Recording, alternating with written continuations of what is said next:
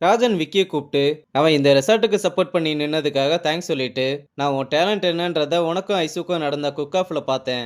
உன்னால இந்த கிச்சனை ஹேண்டில் பண்ண முடியுன்ற நம்பிக்கை எனக்கு இருக்குன்னு சொல்ல, அவனும் அதுக்கு நன்றி சொல்லிட்டு, எனக்கு நெடுமாறனோட ஒர்க் பிடிச்சதுனால தான் இங்க வந்து ஜாயின் பண்ணேன். அவர் எனக்கு எப்படி ப்ரெஷரை ஹேண்டில் பண்ணணும்னு சொல்லி கொடுத்தாரோ அதே மாதிரி அவர்கிட்ட இருந்து அரகன்ஸையும் சொல்லி கொடுத்துட்டாரு. என்னையே அறியாம நானும் அதை கேரி பண்ண ஆரம்பிச்சிட்டேன். ஆனா இப்ப நீங்க எனக்கு ஒரு சான்ஸ் கொடுத்துருக்கீங்க, கண்டிப்பா நான் ப்ரூவ் பண்ணி காட்டுவேன்னு சொல்ல, ராஜனும் அந்த நம்பிக்கை எனக்கும் இருக்குன்னு சொல்றான். அப்புறம் ரொம்ப சந்தோஷமா நெடுமாறனோட கேபினுக்கு வந்து அவரோட சேர்ல உட்காந்து ரொம்ப ப்ரௌடா ஃபீல் பண்ணிக்கிட்டு இருக்க. அப்ப வேணியும் அங்க வந்து நீ ஏன் நெடுமாறன் சாரோட போகலன்னு கேக்குறா. கொஞ்சம் இப்ப நான் எந்த இடத்துல இருக்கேன்னு பாரு, நம்ம ட்ரீம் ரீச் பண்றதுக்கு இந்த இடம் நம்மளை சீக்கிரமாவே கூட்டிட்டு போயிரும். ஆனா இதுவே நெடுமாறன் சாரோட நான் போயிருந்தேனா இந்த இடத்துக்கு வர்றதுக்கு எத்தனை வருஷம் ஆயிருக்கும்னே தெரியாதுன்னு இந்த சீட்ல நான் எப்படி இருக்கேன்னு கேட்க, அவளும் ரொம்ப சந்தோஷமா ரொம்ப நல்லா இருக்குன்னு சொல்றா. அப்படியே விக்கியும் எந்திரிச்சு வந்து அவளை கூப்பிட்டு அந்த சேர்ல அவளையும் உட்கார வச்சு அழகு பாக்குறான். வேணியும் சந்தோஷத்துல அவனோட கையை பிடிச்சு ஒரு முத்தம் கொடுக்க, கரெக்டா சிவா வந்து அதை பார்த்துட்டு ஒரு சவுண்டை போட்டு ரம்யா வந்திருக்கான்னு சொல்ல, அவனும் கூட்டிட்டு வர சொல்றான். ரம்யா வந்ததுமே நேத்து எங்க போனேன்னு கேட்டா, கொஞ்சம் உடம்பு சரியில்லை அதான் லீவ் போட்டேன், ஆனா அதுக்குள்ள என்னென்னமோ நடந்துருச்சு. சரி இன்னும் 10 நாள்ல உனக்கு இன்டர்ன்ஷிப் முடியுது, நான் உனக்கு பர்மனண்டா வேலை கொடுக்கலாம்னு நினைக்கிறேன், அதுக்கு உன்னோட முடிவு என்னன்னு கேட்க, அவளும் ரொம்ப சந்தோஷமா நான் பண்றேன்னு சொல்றா. ஆனா இதுக்கு முன்னாடி நீ வேலை பார்த்த மாதிரி இருக்காது, கம்மியான செஃப் இருக்கிறதுனால ரொம்ப கஷ்டமா இருக்கும். இல்ல எவ்வளவு கஷ்டமா இருந்தாலும் நான் பண்ண ரெடி தான்னு சொல்றா. அப்படியே அந்த சந்தோஷத்துல ரம்யா கிளம்புனதும் சிவா அவங்களோட மூஞ்சியே பாத்துக்கிட்டு இருக்க, போய் உன்னோட வேலையை பாருடான்னு சொன்னா, நான் போய் என் வேலையை பாக்குறேன், நீங்களும் நீங்க பாத்துக்கிட்டு இருந்த வேலையை கண்டினியூ பண்ணுங்கன்னு சொல்லிட்டு போறான். ஆனா இந்த மொமெண்ட்ல வேணியும் விக்கியும் ரொம்ப சந்தோஷமா இருக்காங்க.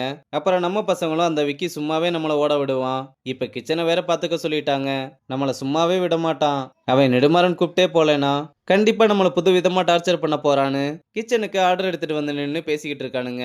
ஆனா அப்ப விக்கி அங்க வந்து அவங்க நினைச்சதுக்கு ஆப்போசிட்டா ஆர்டரை வாங்கிட்டு வேலையை பார்க்க, என்னையா நம்ம பாக்குறதெல்லாம் நிஜம்தானா, அதெல்லாம் இல்ல கொஞ்ச நேரத்துல ஸ்டெம்ப தூக்கி மூஞ்சில் அடிப்பான் பாருன்னு சொல்ல, இங்க செஃப் கம்மியா இருக்கிறதுனால ஆர்டர் எதுவும் டிலே ஆச்சுன்னா நீங்க எதுவும் தப்பா எடுத்துக்காதீங்கன்னு சொன்னதும் நாங்க ஏன் கோச்சுக்க போறோம்னு சொல்ல, விக்கியும் சரின்னு சொல்லிட்டு கிளம்புறான்.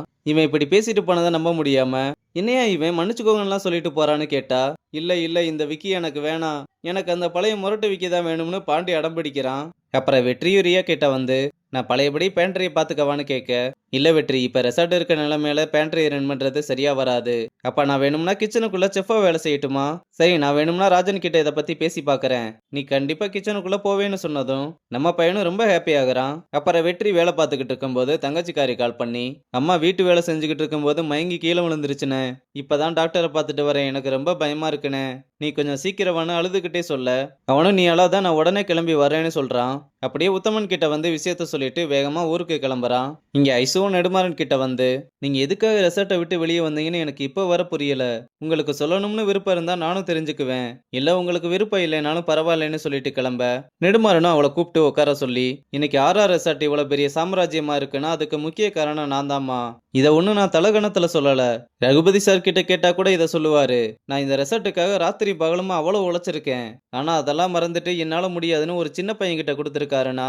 அதுக்கு மேல அங்க இருக்கணும்னு என்னடா அவசியம் இருக்கு, நான் வெளியே வந்துட்டேன்னு தெரிஞ்சதும் மத்த ரெசார்ட்ல இருந்து அவ்வளவு ஃபோன் கால் வந்துச்சு, ஆனா நான் எந்த வேலையுமே எடுத்துக்க போறதில்ல, ஏன்னா இந்த டைம் நம்மளோட முழு கான்சென்ட்ரேஷனும் ஸ்டார் செஃப் காம்படிஷன் மேல இருக்கணும், ஆனா ப்ராப்பரான கிச்சன் செட்டப்பே இல்லாம என்ன பண்றது, என்னடா பேசுற நீ, ஒவ்வொரு குடும்பத்துல இருக்க அம்மா தங்கச்சி எல்லாருமே ஒரு செஃப் ஆக்குனது அவங்க வீட்டு கிச்சன் தான், அதே மாதிரி தான் நம்ம வீட்டு கிச்சன்ல இருந்து நீ ஸ்டார் செஃப் ஆக போற, இதுவே இந்த காம்படிஷன்ல நம்ம வின் பண்றதுக்கு போதுமானதுன்னு சொல்லிட்டு போறாரு.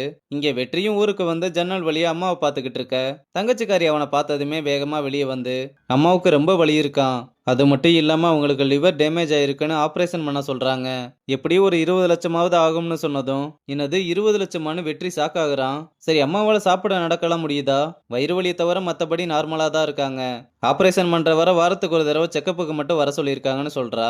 அப்ப வட்டிக்காரனுங்க அங்க வந்து, பரவாயில்ல என்னைக்கா இருந்தாலும் உங்க அப்பா மாதிரி ஓடிடுவீங்கன்னு நினைச்சேன், உங்ககிட்ட இருந்து காசை வாங்குறதே பெரும்பாடா இருக்கு, உன் மேல இருந்த நம்பிக்கையே போயிருச்சுன்னு சொல்ல, அண்ணே கொஞ்சம் பொறுத்துக்கோங்க, அம்மாவுக்கு ஆபரேஷன் பண்ண வேற 20 லட்சம் வேணும்ன்றாங்க, அதெல்லாம் எனக்கு தெரியாது, உங்ககிட்ட இருந்து சில்லறையா வாங்கினதெல்லாம் போதும், ஒழுங்கா முழு காசையும் கட்டி முடி, உங்க அப்பனை மாதிரி இன்னொரு ஓட்டப்பந்தயத்தெல்லாம் பார்க்க முடியாது, ஏன்னா அவனோட ரத்தம் அப்படி கொஞ்சமாவது யோசிக்கும்ல, அப்படி மட்டும் ஏதாவது நடந்துச்சுன்னா என்ன நடக்கும்னு உனக்கே தெரியும்னு சொல்லிட்டு போறான். அப்புறம் அம்மாவை வந்து பார்த்து உடம்பு எப்படி இருக்குன்னு கேட்டு விசாரிச்சுட்டு, நீ ஒன்றும் கவலைப்படாத, எப்படியாவது நம்ம காசை ரெடி பண்ணிடலாம், உனக்கு சீக்கிரம் சரியாயிடும்னு சொன்னா, டேய் நான் வாழ்ந்து முடிச்சிட்டேன், அந்த காசு இருந்தா ஒழுங்கா கடன் அடைக்க பாரு.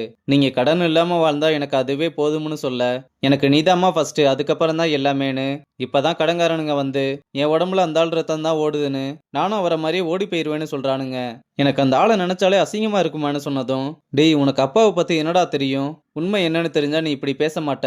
என்னம்மா சொல்ற? என்ன உண்மைன்னு கேட்க, அவர் நீ வேலை பார்க்குற ரெசார்ட்ல தான் 15 வருஷமா நமக்காக வேலை பார்த்துருக்காருன்னு ரகுபதி வீட்டுக்கு வந்து அம்மா கிட்ட சொல்லிட்டு போன எல்லா விஷயத்தையுமே சொன்னதும், வெற்றி அப்பாவை போய் இப்படி நினைச்சிட்டமேன்னு ரொம்ப ஃபீல் பண்றான். ஏன்னா சின்ன வயசுல இருந்து அப்பா இப்படி நம்மளை கடங்காரங்களா விட்டுட்டு ஓடி போயிட்டாருன்னு அவர் மேல ரொம்ப கோவமா, அவரை ரொம்ப கேவலமாலாம் பேசிக்கிட்டு இருந்திருப்பான். ஆனா இப்ப அவர் அப்படியெல்லாம் இல்ல.